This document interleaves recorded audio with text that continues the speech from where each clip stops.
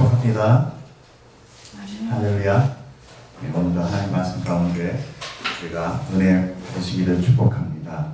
자, 오늘 말씀은요, 에베소 교회의 편지입니다. 드디어 요한계시록이 이제 시작이 돼서 이제 각 교회, 일곱 교회를 향하여 예수님께서 요한에게 이제 당신의 메시지를 전하시기 시작합니다. 그러나 일곱 교회는 일곱 교회마다 있는 것이 아니라 일곱이라는 완전수, 주님의 완전한 교회를 말씀하는 거고, 지금 하나하나 이제 지명하면서 일곱 개 교회가 얘기 나오겠지만, 그 교회는 한 개개인의 교회라는 뜻이라기보다 전체를 얘기하는 것입니다. 그러니까 이 일곱 교회가 어느 교회는 해당되고 어느 교회는 해당 안 되는 것이 아닌 다 우리에게 받는 메시지로 받기를 축복합니다. 네, 오늘 말씀 같이 한번 읽으면서 오늘의 하나님 주시는 말씀이 뭔지 보겠습니다.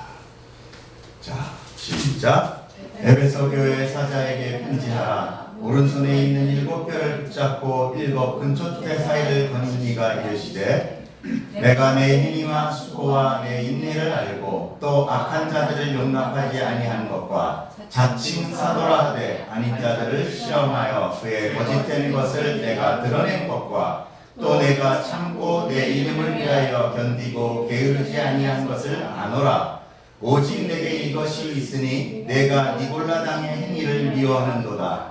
나도 이것을 미워하노라. 귀 있는 자는 성령이 교회들에게 하시는 말씀을 들을지어다.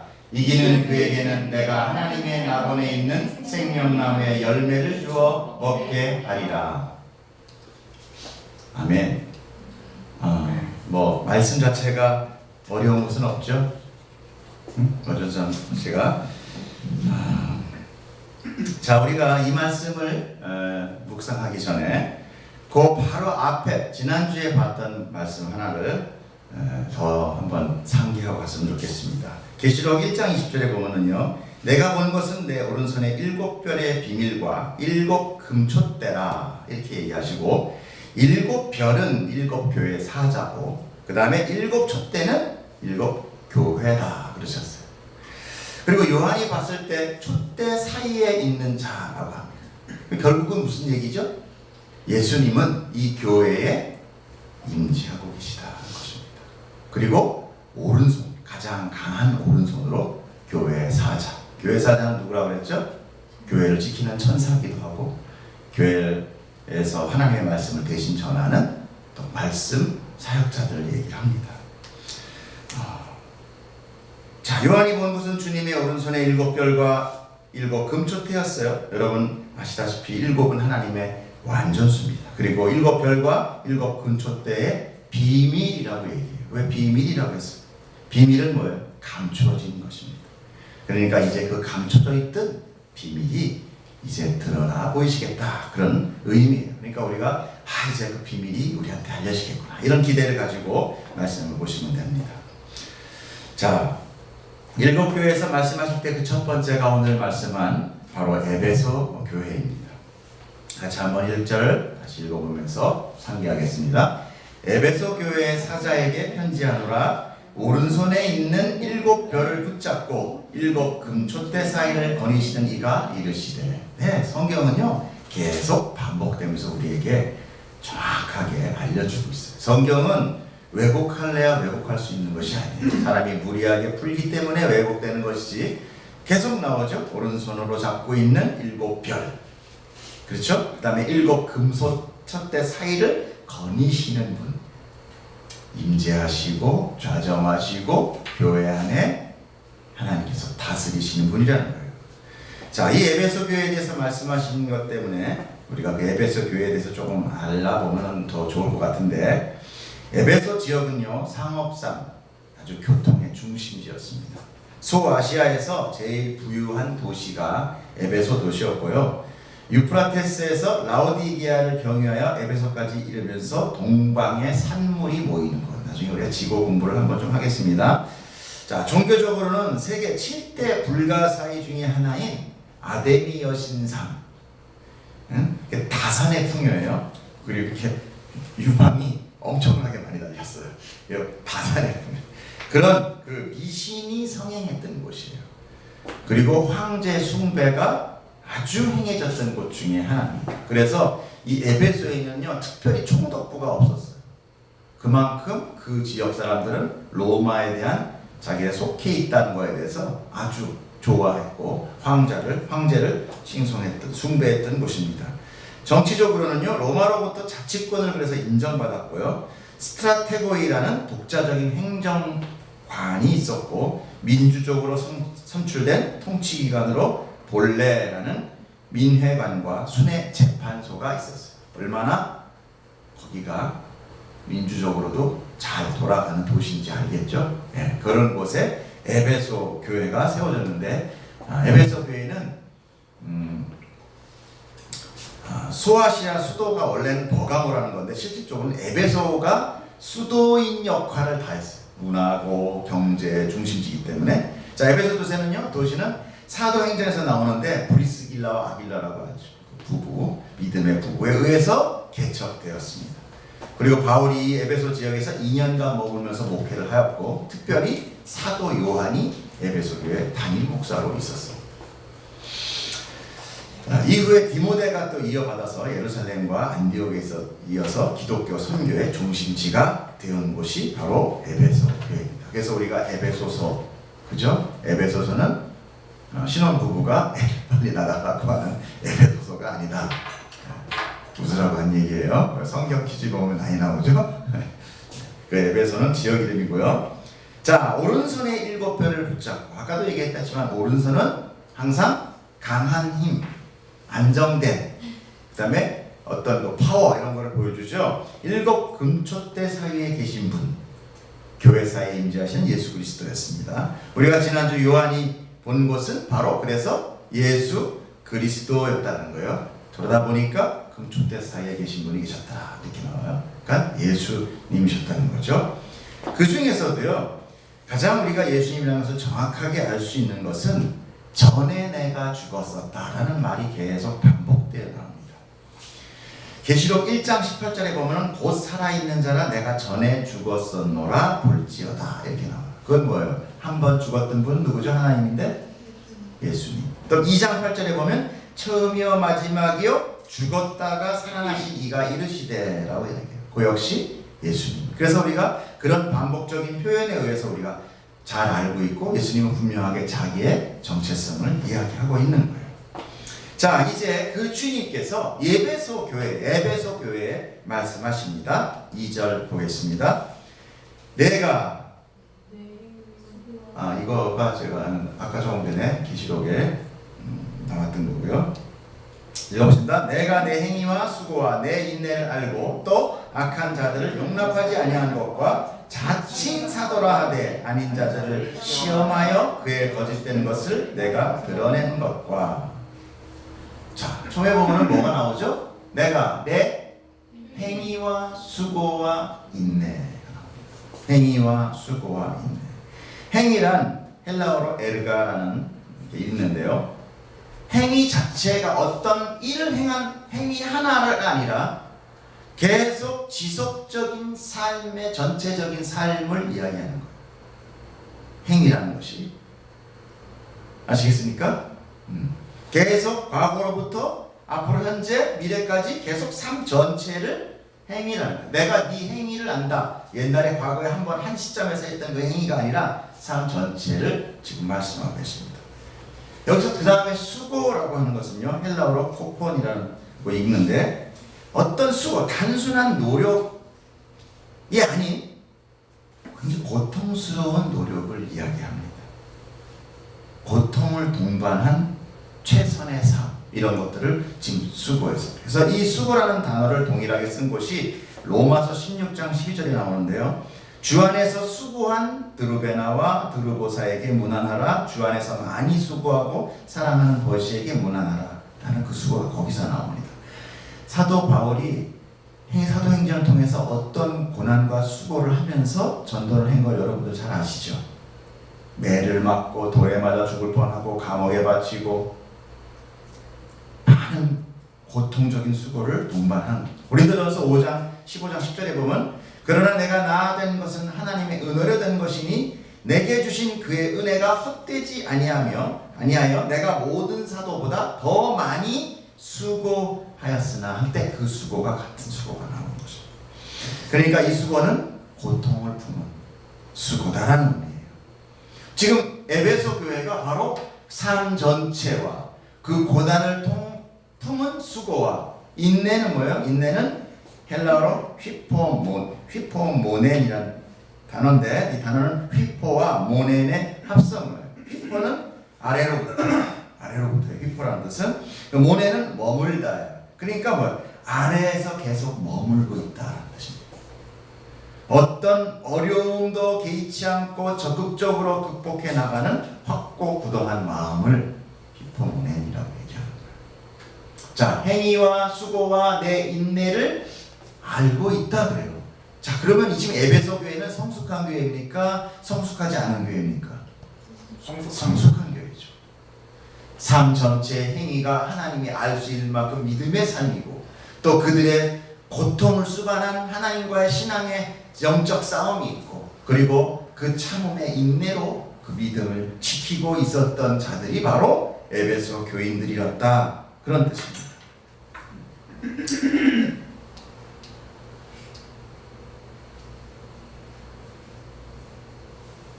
네. 자, 우리는 시련을 통해서 인내를 배우게 됩니다. 어려움을 모르는 사람은요, 인내를 갖지 못해요. 세상의 고통스러움과 힘듦은 꼭 저주스러운 것만이 아닙니다. 그래서 사람을 성숙시키고 더 깊고 넓게 만듭니다. 요즘 아침에 제가 인간 극장을 보는데 20세 먹은 부부가 있어요. 속도 위반으로 아이를 낳아가지고 이 부부가 처녀 총각이 결혼을 해서 결혼식도 안 했어. 이게 사는데 남자는 뭐 고등학생밖에 안 나온 거죠. 그래가지고 시장인가 뭐 어디서 열심히 일을 하는데 아주 열심히 일합니다. 20살 먹은 아이가 이렇게 성숙할 수 있었던 거는 바로 고난 가운데 있었기 때문에 가난 가운데 있었고 아버지는 학대를 해서 자기가 스스로 자기 발로 보육원에 들어가서 살았습니다. 이렇게 고생 가운데 아이는 어느덧 웃자라 버린 거예요.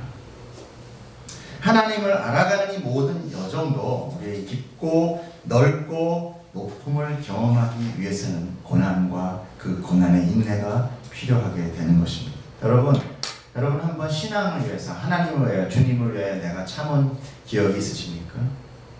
그 이름을 위하여 고난받았던 기억이 있으십니까?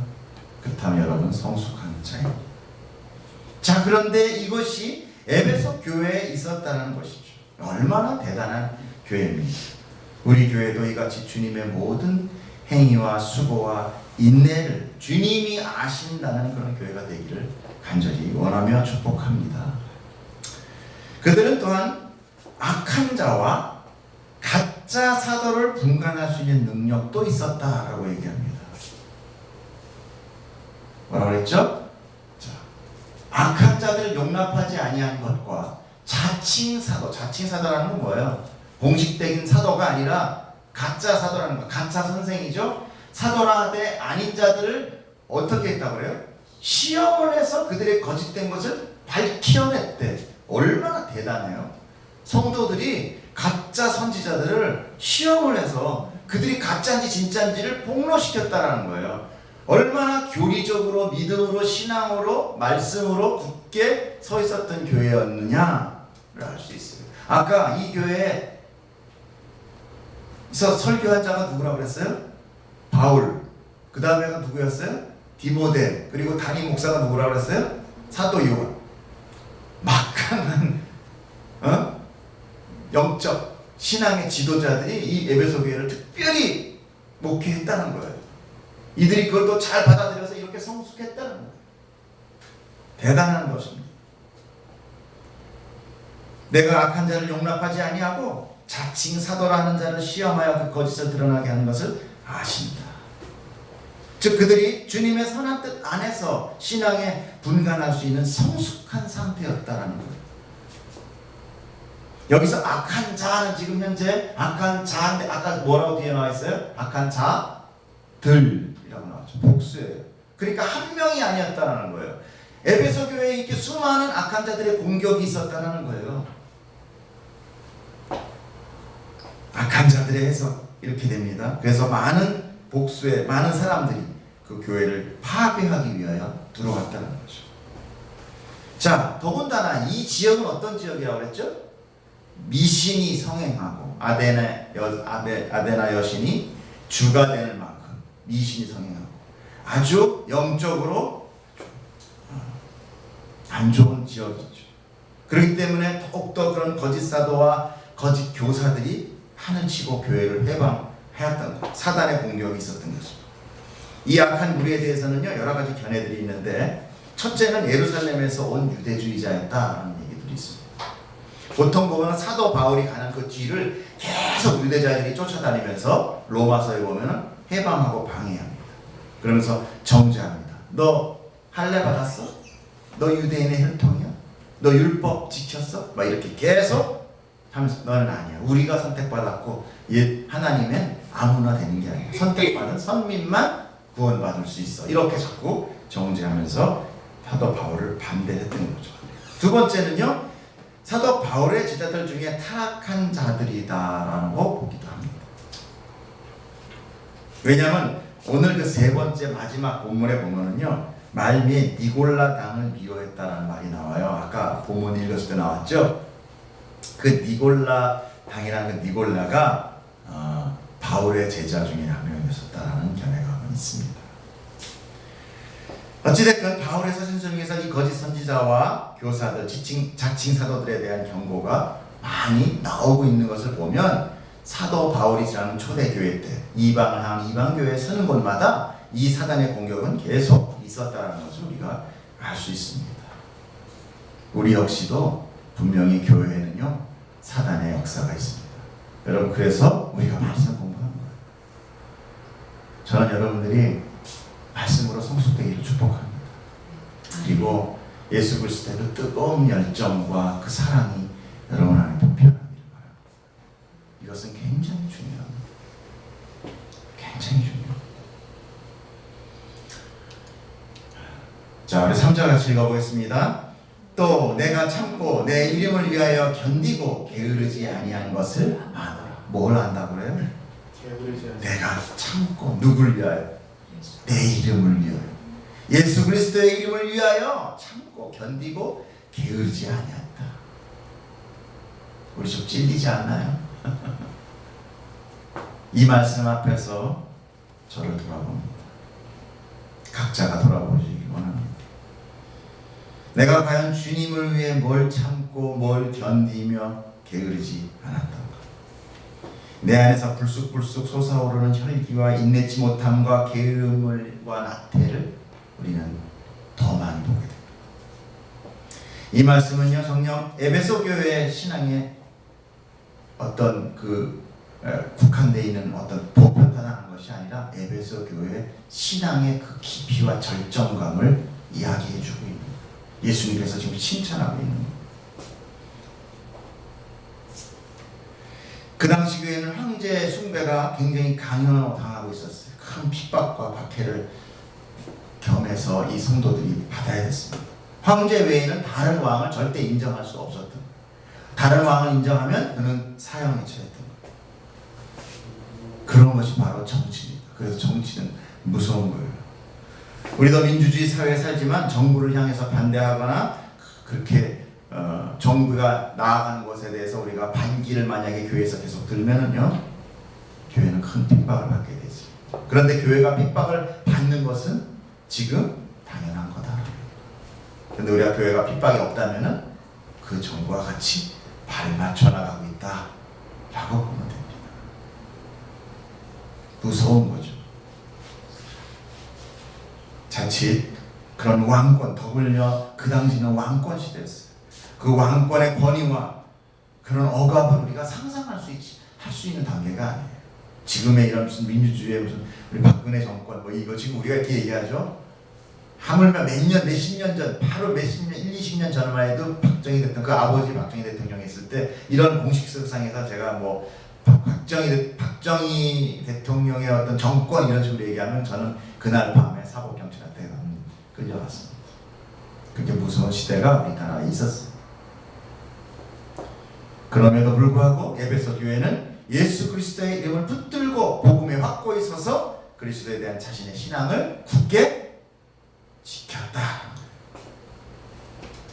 자, 여기까지는 예수님이 얼마나 칭찬합니까? 그리고 칭찬받을 만하죠? 그죠? 지식적으로, 성경적으로, 교리적으로 확고하게 서 있고 인내와 참음과 행위와 수고가 같이 곁들여 있는 교회, 이보다 더 훌륭한 교회 있으면 나와 보십시오. 여러분 그럴 수 있어요? 없어요. 그러면 이 정도만 돼도, 아니 여기 절반만 돼도 우리는 정말 살까 말까 하는데, 지금 이렇게 최고의 복을 얘기해 놓고 예수님이 그 다음 말씀이 무엇인지 아십니까? 자 보십시오. 그러나로 시작돼요. 읽어보겠습니다. 시작. 그러나 너를 책망할 것이 너희 처음 너의 처음 사랑을 사랑을 버렸느니라. 예수님께서 말씀하십니다. 그럼에도 불구하고 너에게 책망할 것이 있다. 우리는 이 말씀에 두려워 떨어야 됩니다.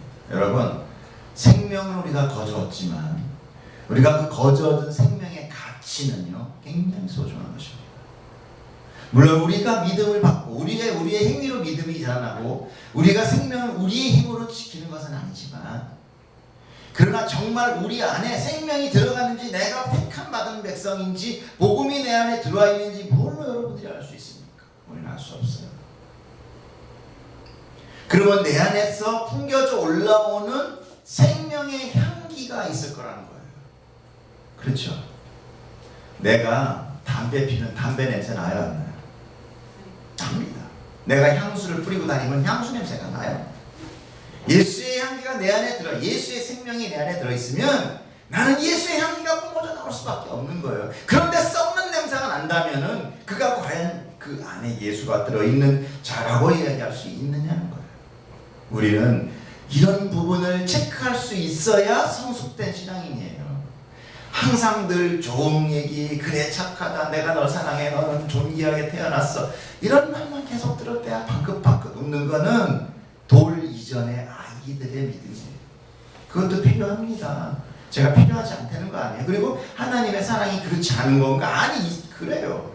그럼에도 불구하고 우리가 이 땅에, 이 저주받은 땅에서 세상의 악한 속에서 생명의 빛을 쥐고 우리에게 전혀 고난이 없다라는 것은 이거 이상하다라는 거예요. 그 노력의 경주가 우리 안에서 자발적으로 나타나야 된다는 거예요. 예수의 향기가. 예수님 지금 말씀하십니다. 너는 처음 사랑, 첫사랑이라고 얘기하죠. 우리는 이 첫사랑을 주님과 또는 하나님과의 첫사랑이라고 알 수 있겠어요. 그러나 우리가 본문에서 봤듯이 에베소 사람들에게 지금 첫사랑을 버렸다라는 생각이 드십니까? 얼마나 이들이 열심히 거짓 선지자를 가려낼 만큼 행위와 노력과 인내가 있는데 과연 이들에게 정말 첫사랑이 없나? 과연 그러면 우리는 무엇인가? 이들은 예수 그리스도의 이름을 배반하지 않았어요. 참아냈고 견뎌냈습니다. 그럼 무슨 말일까요? 과연 우리에게 주님이 말씀하시는 첫사랑은 과연 무엇일까요? 자, 우선 사랑이 무엇인지 성경에 수많은 사랑의 정의와 표현들이 나와 있지만 요한계시록이니까 요한의 서신서, 요한의 같은 정서 상태를 고려한 요한의 서신서를 통해서 사랑의 설명의 한 절을 우리가 공부하기를 원합니다. 자, 요한 2서 11장 16절에 보면은요, 또 사랑은 이것이니 우리가 계명을 따라 행하는 것이요. 자, 사랑은 뭐예요? 계명을 따라 행하는 것이래요. 그런데 친절하게 또 그 밑에 계명은 이것이니 하고 또 설명해 주세요. 너희가 처음부터 들은 바와 같이 그 가운데서 행하라 하심이라. 이게 무슨 얘기 같아요? 자, 헷갈려요. 그러면 우리가 하나하나 찾아봅시다. 사랑은 우리가 계명을 따라 행하는 거래요. 그리고 계명은 뭐죠? 계명은 종교에서 반드시 지켜야 할 조건을 보통 계명이라고 해요. 그렇죠? 국어 대사전에 나오는 것입니다. 자, 그런데 그 뒤에 계명을 설명을 해요. 뭐라고 그래요? 너희가 처음 들은 것이다 라고 얘기해요. 너희가 처음부터 들은 것이다. 처음부터 들었다면 우리가 어디로 가야 돼? 창세기로 가야 돼. 그죠?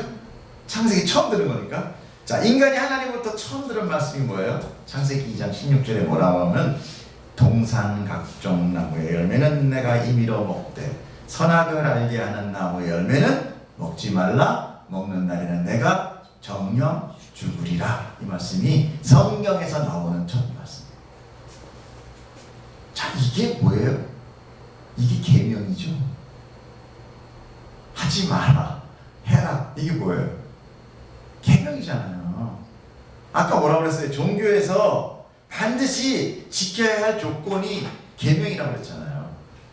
지금 반드시 지켜야 될 계명이잖아요. 정령 죽으리라. 자, 이 말을 처음 들었단 말이에요. 이거는 뭘 뜻하는 거죠, 지금? 하나님의 심수를 얘기하는 거야? 아니면은 뭘 뜻하는 것 같아요? 여러분 여기서 잘 봐야 돼요. 이것은 하나님이 인간에게 준 자발적 순종을 이야기하고 있는 거예요. 자발적 순종.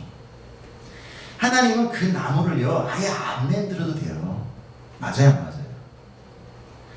그리고 나중에 생명나무 죄 짓고 나서 생명나무한테 못 가게 화원검으로 두르죠. 그죠? 창세기 보면 못 들어가게. 그렇게 생명나무가 있었다 하더라도 화원검으로 두르면 아담이 아니라 하와도 못 들어가. 결국 거기 못 들어가요. 그럼에도 그렇게 하지 않았어요. 그래서 하나님이 지금 인간에게 자율권을 주고 있다는 거예요. 자율권. 그것이 바로 인간을 향한 하나님의 사랑이에요. 여러분, 사랑은 구속합니까? 구속 안 합니까? 내가 우리 아내를 보쌈에서 데려온 게 아니니까. 그리고 내가 하려는 대로만 하라는 게 아니에요. 우리 각자의 자율권이 인정돼 있어요. 그게 사랑이잖아요. 너 사랑해? 안 그러면 죽일 거야? 사랑해요. 그게 사랑이에요? 아니죠. 그러면 자율적인 순종, 하나님이니까 순종이지만 자율적인 표현이라는 것이 뭐예요? 그것이 사랑 맞아요, 안 맞아요? 맞죠? 제가 지금 여러분을 막 이상하게 설득시키는 거 아닌 거죠? 분명히 맞다니까요. 자, 하나님은 인간의 자발적 사랑의 순종을 원하시는 거예요. 그래서 그걸 보고 뭐라 그래 우리가? 하나님과의 교제 그러잖아요. 그죠? 그래서 우리 교제, 기도는 교제다, 뭐 말씀 묵상, 뭐 그러잖아요. 여러 가지 많이 하잖아요. 우리가 하나님한테 교제하고 싶어서. 사랑은 강요하지 않습니다. 사랑은 자발적 순종에 의해서 그에게 스스로 속해지고 싶어 하는 거예요. 우리 지윤이가 기도하고 하나님 붙드는 게 밤마다 하나님이 나타나서 죽여, 너 혼나 막 이래서 그래. 하나님 자발적으로 하나님이 붙들어지는 거예요. 자발적으로 붙들어지는 거예요. 그 믿음에 끌리는 거예요.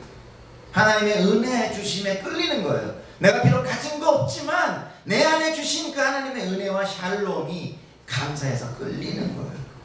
뭐 지금 뭐 하나님 믿었다고 그랬는데 지금 사탕이 바로 생깁니까? 뭐 갑자기 통장에 잔고가 늘어납니까? 아니에요. 사랑은 그에게 늘 달려갑니다. 사랑은 설레임이에요. 제가 아내랑 처음 교제하면서 사랑할 때 저희 집은 인왕산 꼭대기예요. 종로구 서울에 있지만 버스에서 내려서 웬만한 보통 사람도 30분 이상 걸립니다. 올라와 보시면 알아. 근데 저는 좀 익숙해가지고 한 20분 정도 걸려요. 더구나 평지가 아니라 가파른 아주 언덕입니다. 그 가파른 언덕에 올라가서 등산이 완전 등산이죠. 올라가서 있어요. 우리 아내랑 종로에서 많이 데이트했어요. 데이트를 하고 헤어지기가 아쉽죠. 그래서 집에 돌아가서 또 이제 늘 우리 아내 생각을 합니다. 그러다가 우연히 아내가 집을 보내줘서 헤어졌는데 밤에 전화가 와요. 보고 싶어 이러고 전화가 와요. 그러면은 제가 집에 가요. 5분도 안 걸립니다. 한 걸음에 뛰어들어요. 그것이 바로 사랑이에요. 강요 없습니다. 왜 또 전화 왔어? 좀 전에 봤는데 뭘 또 봐? 이러지 않았단 말이에요. 응? 성경에서 말하는 첫사랑의 의미는 바로 자발적 사랑이라고 저는 생각합니다. 이 자발적 사랑은요, 상대에 대해 아는 지식으로 정비례하는 것이 아니에요. 내가 우리 아내 다 알지 못했어요. 지금도 몰라요. 어떤 사람이 그러더라고요. 자기 집에 아들이 자식이야 가운데 셋이 딸이래. 그러면서 너무하대. 지금 자기 아내도 다 모르겠는데 더 모르는 여자 셋이 또 있다는 거야. 남자는 간단하대요. 근데 여자들은 복잡해. 진짜 복잡한 것 같아. 우리 집은 더 복잡해. 저는 남자가 없어 우리 집에. 사랑은 그런 그 사람에 대해서 많이 알고 연구했기 때문에 사랑하는 거 아니에요. 끌리는 거예요.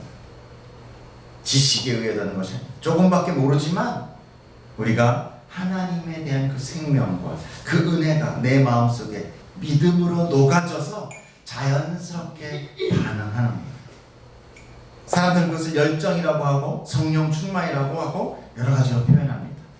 표현이 어찌됐든 간에 그건 중요한 것이 아니라 내 마음이 하나님으로 향한 감사와 기쁨으로 나타나고 있느냐, 이것이 첫사랑이다.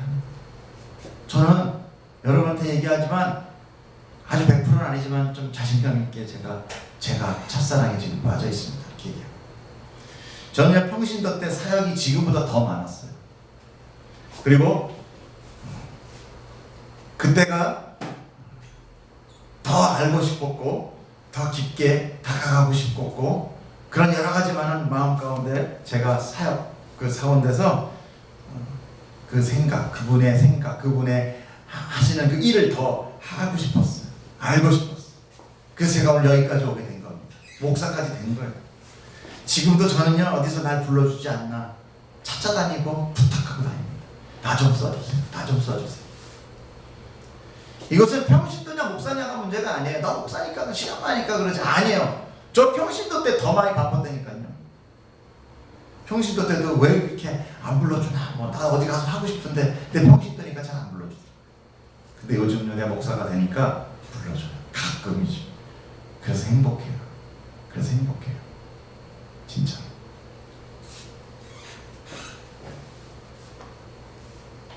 자, 그렇지만요, 하나님에 대한 지식은 많은데 전혀 마음의 울림과 감동과 기쁨과 감사가 없는 사람들이 있어요.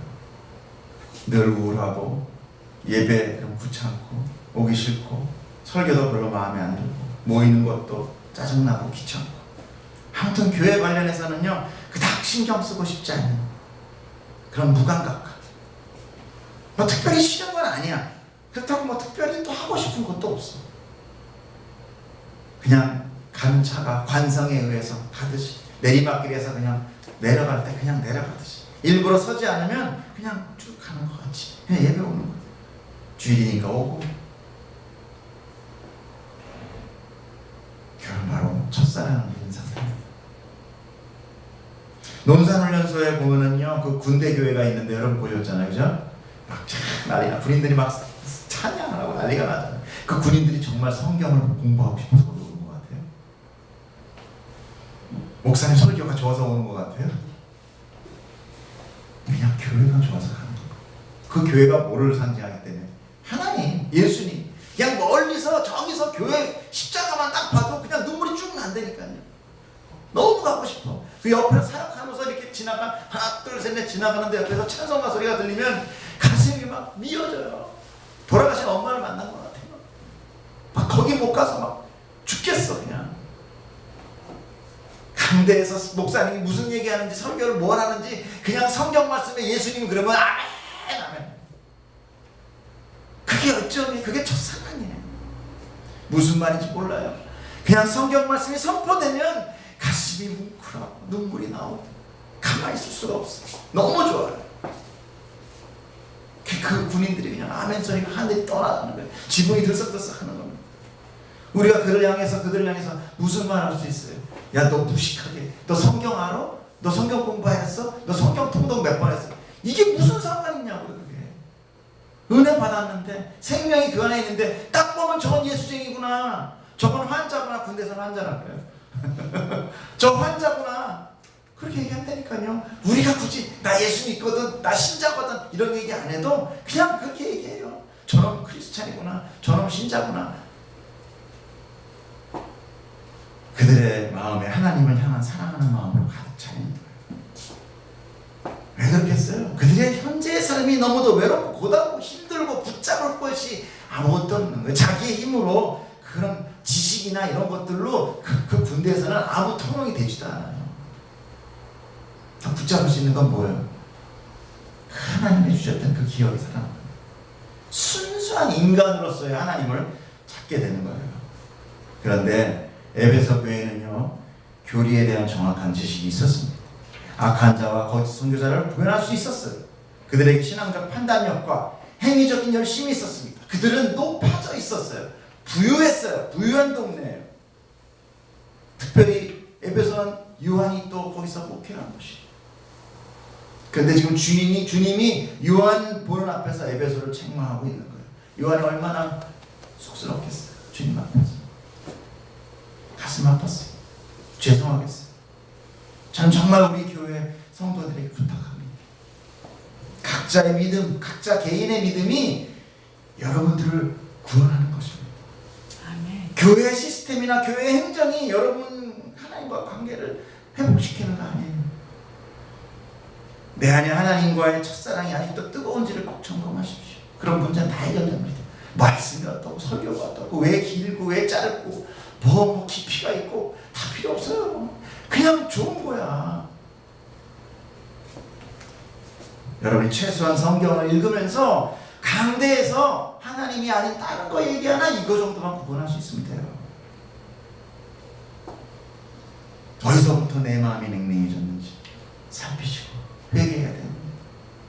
회개는 옆 사람이 하는 게 회개가 아니에요. 회개는 내가 하는 거예요.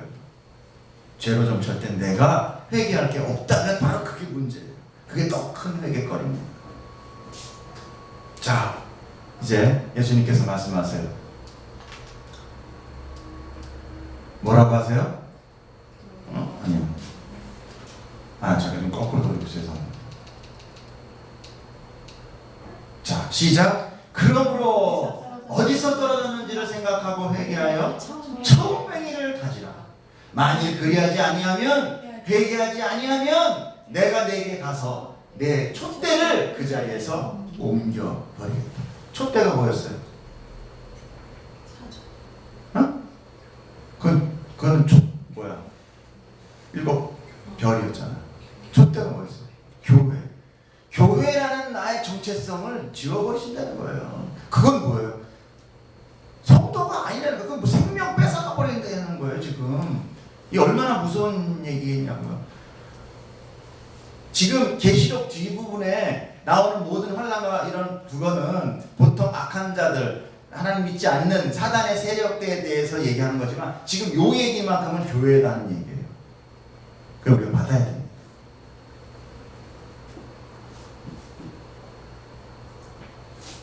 주님 말씀하세요. 에베소 교회에게 3가지 처방을 내립니다. 그 첫째, 어디서 떨어졌는지 생각해라. 어디서부터 네가 멀어졌는지 생각해라. 즉 죄의 원인을 깊게 생각해봐라. 과거와 현재의 차이를 보면서 그 원인을 밝혀내라. 성경에서 예를 들게요. 탕자의 비유 같은 것입니다. 누가복음 15장 보면 이에 스스로 돌이켜 이르되, 돌이키는 게 뭐예요? 회개. 돌이켜 이르되 내 아버지에게는 양식이 풍족한 품꾼이 얼마나 많은가. 나는 여기서 줄여 죽는구나. 돼지 주연 열매 속에서 내가 일어나 아버지께 가서 이르기를 아버지, 내가 하늘과 아버지께 죄를 지었사오니 지금부터 아버지의 아들이라 일컬음을 감당하지 못하게 한나이다. 나를 품꾼의 하나로 보소서 하리라 하고 이 탕자가 벌떡 일어나서 돌이켜 아버지에게 간단 말입니다. 그것이 회개예요. 어디서부터 잘못됐느냐? 기억하라는 거예요. 탕자가 기억해 떠올려요. 아버지와의 관계를 떠올려요. 아버지의 집이 얼마나 풍요한지를 떠올려요. 우리가 떠올려야 됩니다. 하나님의 생명이 우리의 생명이 어디서부터 하는지를 떠올려야 돼요. 우리가 어떻게 주님이라고 부르면서 이 자리에 와서 그들과 구별된 거룩한 삶을 살게 되는지를 떠올려야 돼요. 하나님이 나한테 찾아오셨구나. 우리 표현이 뭡니까? 우리가 사랑한 것이 아니라 그가 먼저 우리에게 오셔서 사랑하셨다. 우리 교회 표현이죠. 요한일서 4장 19절. 그가 먼저 우리를 사랑하신 거예요. 그가 먼저 나를 사랑해줘서 나를 이곳에서 생명으로 주신 그분이구나. 그 사랑의 회복을 해라. 그 얘기. 그 첫사랑을 돌이키는 회개의 전환점이 우리에게 필요하다는 겁니다. 문제가 발생했을 때 우리는 조용히 하나님 앞에서 나를 돌이켜 보아야만 합니다. 처음에 그 순수한 마음으로 돌아가서 지금의 나를 비교하면 회복할 수 있어요. 사랑과의 사랑도 마찬가지입니다. 연인과 가족과 벌어진 그 틈을 그냥 현실의 자기 상황으로 이해하고 끼워 맞추려고 하면 더 벌어지는 거예요. 더 엇나가는 거예요. 그런 걸 우리는 경험합니다. 그럴수록 과거에 어느 시점부터 잘못되는지를 우리가 보면 상대가 어디서 어떻게 으그러지는지 우리가 조금 알 수 있어요. 유익이 돼요. 주님은 단호하게 말씀하십니다. 회개하여 처음 행위를 가지라. 처음 행위는 무엇이었어요? 복음으로 주님을 만난 그 사랑의 첫 마음으로 형제를 사랑하고 하나 된 그 모습이었어요. 여러분 JDS 받았잖아요. 지금 우리가 진우만 빼면 다 JDS 받는데 여러분 어땠어요? 그 느낌 아시잖아요. 여러분 그 사랑을 가야 됩니다. 왜 날마다 그 사랑을 까먹습니까? 그 뜨거움, 그 말씀이 쫙쫙 들어오던 거, 기도만 하면 하나님 음성이 들려던 그 순간을 여러분 지키셔야 돼요. 여러분 우리 귀한 거예요. 그런 경험을 할 수 있다는 거는. 그런 경험이 우리를 지탱해 주는 거예요. 처음 행위는 복음으로 주님을 만나는 것입니다. 마음을 회복하는 것, 다시 시작하라고 합니다. 예수님 말씀하세요. 말씀은 진리예요. 진리는 이래도 되고 저래도 되는 게 아니에요. 진리는 생명 아니면 사망이에요.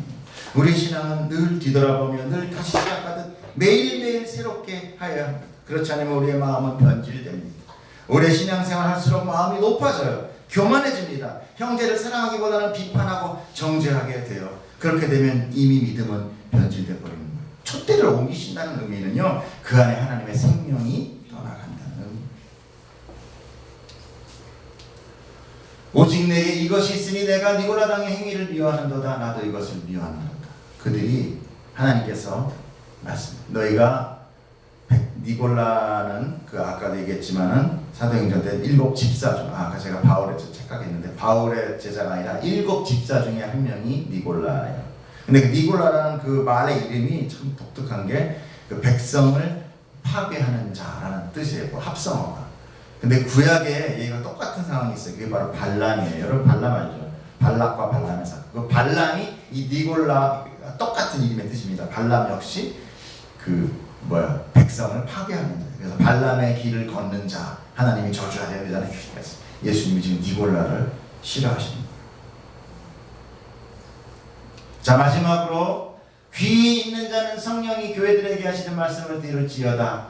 이기는 그에게는 내가 하나님의 낙원에 있는 생명나무의 열매를 주어 먹게 하리라. 이제 에베소 교회의 말씀을 마치며 경고와 명령을 반복하여 냈습니다. 귀 있는 자는 들을지어다. 무슨 귀가 있습니까? 하나님의 음성을 들을 줄 아는 귀. 그건 누가 주는 거예요? 성령의 인치심을 받은 자들이에요. 하나님은 지금 이 성경은 세상 바깥에 무너져서 멸망한 사람들한테 얘기하는 게 아닙니다. 성령은 우리한테 얘기하고 있는 거예요. 귀 있는 자 들으라. 하나님의 백성된 자 들으라. 교회 전체에게 그 청중들에게 이야기하는 거예요. 하나님의 메시지를 들어라. 이기는 자, 그 모든 싸움에서 이기는 자, 회복하는 자, 첫사랑을 다시 붙드는 자, 그에게 하나님 낙원에 있는 생명나무 열매를 얻게 하겠다는 것입니다. 생명나무에 대해서 마지막 보고 말씀을 마치겠습니다. 자, 딱 1시간이죠. 자, 노이로 제가 걸리려고 그래요. 1시간 맞추느라고. 자, 같이 읽어볼게요.